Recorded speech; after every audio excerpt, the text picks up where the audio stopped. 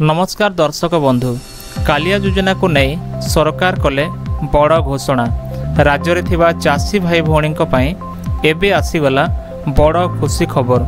ए नहीं आमर मुख्यमंत्री मोहन चरण माझी जारी कले आउ एक नवा अपडेट। एमिति कि आपण को मिले को जाउछि अधिक टंका।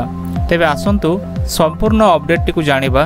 हेले ता पूर्वरु वीडियो को लाइक करंतु, चैनल को सब्सक्राइब कर नथिले एबे सब्सक्राइब करी पाखरे थिबा बेल आइकन को दबाई दियंतु।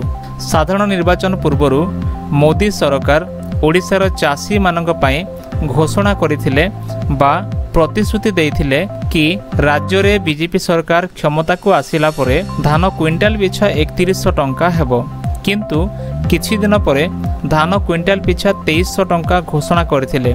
तेबे ए मध्य रे आमर प्रिय मुख्यमंत्री मोहन चरण माझी जारी कले आउ एक नवा अपडेट, जहाँकि कृषकों कल्याण आमर प्राथमिकता। खरीफ ऋतु रे धानर मूल्य हेबो 3100 टंका।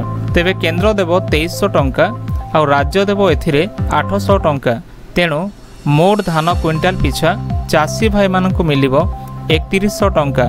तेबे 48 घंटा मध्य चाषी को मिलिबो धानर मूल्य। तेबे जहाँकि एई खरीफ ऋतु रे चाषी को धानर मूल्य क्विंटाल पिछा 3100 टंका हिसाब रे मिलिबो।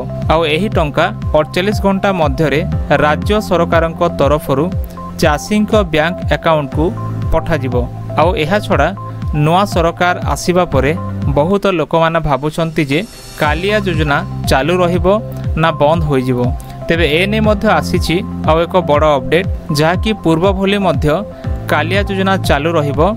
आउ आपनकु पूर्व भली कालिया योजना रे 2000 टंका मध्य मिली पारिबो।